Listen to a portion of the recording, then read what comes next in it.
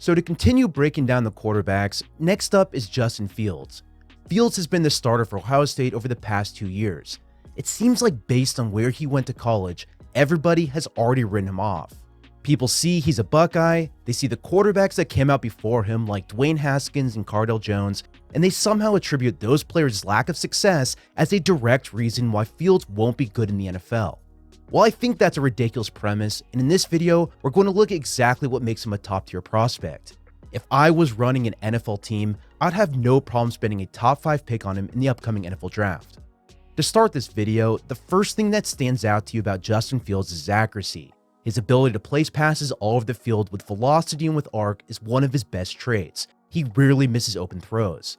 Even when he was under pressure or when he was about to get hit, he still confidently launched the ball to his receiver, and he usually gave him a chance. Out of the top quarterbacks in this draft, Fields' accuracy is up there among the best. This immediately translates to every single offense. He has no problem challenging safeties, he has no problem fitting balls into tight windows, he has no problem running every single concept that Ohio State ran, and his ability to throw on the move really makes you excited. He improvises well, has crazy athleticism, and I just think from an upside perspective, you really can't go wrong. The other thing you can immediately say about Justin Fields is that he's clearly a mentally tough quarterback. He'll get hit a lot, but he'll try his best to make the big play. He has no problem sacrificing his body to put his team into a better position. I do feel like he'll need to slide more in the pros. Both Fields, you never have to worry about his willingness to create plays. This is a trait that we seriously can't undervalue. Outside of accuracy and toughness, the other thing that really stood out to me is how much Fields improved as the season went on.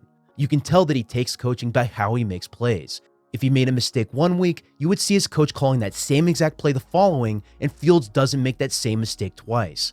This happened in Ohio State's first 2 games of the season. Let's look at this play against Nebraska. Ohio State runs a slot fade middle read concept out of shotgun. What happens is the tight end runs the middle read, where his goal is to read the safety. If it's too high, he'll split the seam, but if it's single high like it is in this case, he'll run an over route attempting to find space between zones. However, since the 2 hook curl linebackers dropped to their spots, this receiver was covered. Meanwhile, the slot receiver on the left runs a fade, while the outside receiver runs a hitch sitting at 5 yards past the line of scrimmage. The receiver at the top of your screen runs a post route simply to occupy the deep right corner, and he'll hopefully pull the deep safety away from the slot fade on the left. On this play, Nebraska has 2 safeties on the field. They run cover 3 sky. Their strong safety plays the weak side flat curl, while the free safety rotates into the middle of the defense. The read of this play is the following. First, you check the rotation of the safeties, and then you check the slot fade to see if he's open for a strike. Since the flat curl defender and the outside third cornerback weren't out of position, this should have told Fields to throw the hitch. Instead, he incorrectly moves past this initial throw. He then moves on to the middle read who is covered. It's at this point in the play where nobody else is open and he scrambles around all before getting sacked. This sack is 100% his fault. Now, while this obviously isn't good since he has an open window, Justin Fields clearly worked on this exact concept for his next game. Against Penn State in a similar one-high situation, the Buckeyes ran the same exact play. This time he read it perfectly and he threw it to the right player. Look how quickly he read the defense, how he found the hitch in rhythm, and how he made an accurate and intelligent throw to get the ball to his player. Unlike that last play that resulted in a loss, this one gained 7 yards. To me, this series of plays shows exactly one thing. Fields definitely takes coaching. He learns from his mistakes, he works to fix them, and this is exactly what I want to see. I want to see growth and improvement, and Fields definitely showed that over the past 2 seasons. Now, before we talk about areas where Fields does need to improve on, I want to give a huge shout out to HelloFresh for sponsoring this week's video. HelloFresh is here to make eating better and easier. No grocery stores, no stressful meal planning, just everything you need to prepare a wholesome, delicious meal all delivered to your door. I honestly have no idea why I've waited so long to try it, but trust me, it was definitely worth it. This week, my wife and I tried the barbecue pork burgers, and they were so incredibly good. The produce was fresh and had a ton of flavor, the meat was portioned perfectly for both of us to share, and the recipe was so easy to follow, it made the entire experience effortless. HelloFresh has more 5-star recipes than any other meal kit, and they can be all finished in just about 30 minutes. Now, not only was everything delicious, but what honestly took the experience to the next level was just how flexible they were to fit my lifestyle. You can easily change your delivery days, you can add extra dinners or lunches to your orders, and in general, HelloFresh just makes the process so simple that I strongly recommend giving it a try. If you go to HelloFresh.com and use my code SAMGOLD12, you can get 12 free meals including free shipping. Again, go to HelloFresh.com and use my code SAMGOLD12 to get 12 free meals including free shipping. Now, to come back to the breakdown, the next thing I want to talk about is the main areas where I think Justin Fields can improve. Just like in any of my scouting reports, or really any video on this channel, every single player has things they can work on. For Justin Fields, it comes down to 3 main areas. The first is pocket awareness. For the majority of the snaps I saw, he pretty much stood like a statue in the pocket, and he rarely moved or shifted what he needed.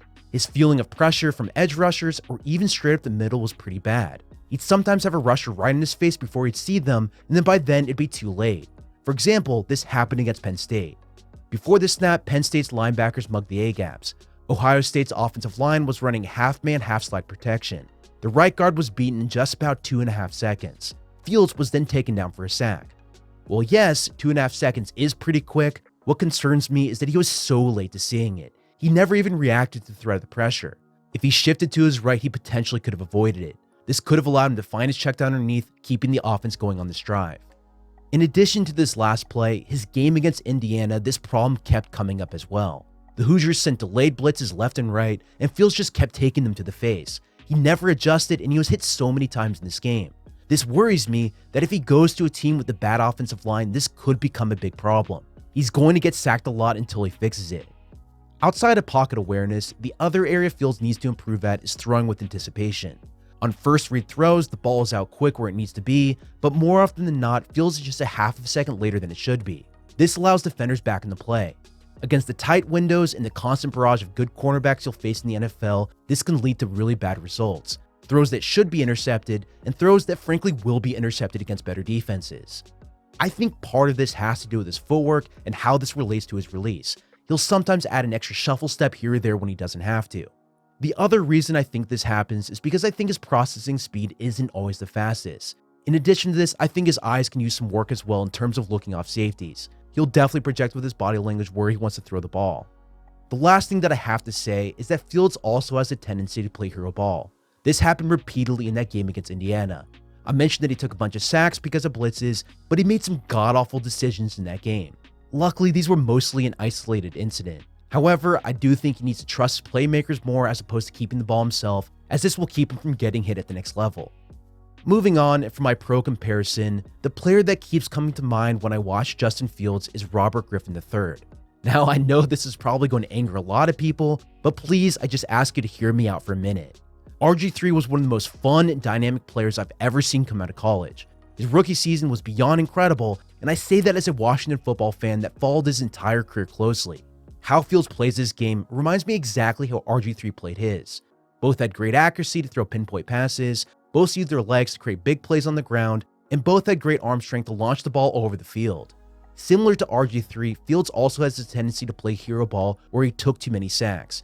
Also, both had that same pocket awareness issue. They'll stand there like a statue, not shifting or moving where they need it. Now, RG3 failed for a variety of reasons. Injuries was one of them. He couldn't slide to save his life. The other reason RG3 failed was simply because of ego. Yes, you can blame Mike Shanahan for playing him in that playoff game against the Seahawks, but there's been way too many reports of him simply not taking coaching. By all accounts, this affected his development, and he never turned into the pocket passer that Washington really hoped he'd become. Now, I'm not saying that Justin Fields will suffer this exact same fate. In fact, I've heard the exact opposite for Fields. I've heard he works hard, that he seems relatively down to earth, and that he's a good leader for his school. Plus, the fact that he clearly takes coaching to fix his problems as I showed earlier in this video, this definitely eases my concerns. Remember, for me, and when it comes to pro comparisons, I primarily look at play style. There are a lot of similarities to these two players, but there are differences as well. Overall, and to wrap up this video, Justin Fields clearly has a ton of upside. This is the main reason why you take him in the first round. You can't watch him and not think of the crazy type of plays he's capable of making. Yes, there are things you have to worry about. This can be said for every single quarterback out there. However, he seems like somebody that can eventually work through those issues. If he can fix them, just like I think he's capable of doing, I have no problem believing that he can become a top 5 quarterback in the NFL. He has an insane amount of upside, he can make every single throw, and regardless of what happens, Fields is going to be a lot of fun to watch next season. Well, that's all I have for you. As I mentioned in my previous videos, I'm going to keep working my way through my quarterbacks. Next up is Trey Lance. Make sure you subscribe to the channel and look out for that one. As an update, here is my current big board. I have videos on all these players so far, so make sure you check those out if you haven't already. Thanks again for watching, and for my latest updates, you can find me on Twitter at Samuel R. Gold.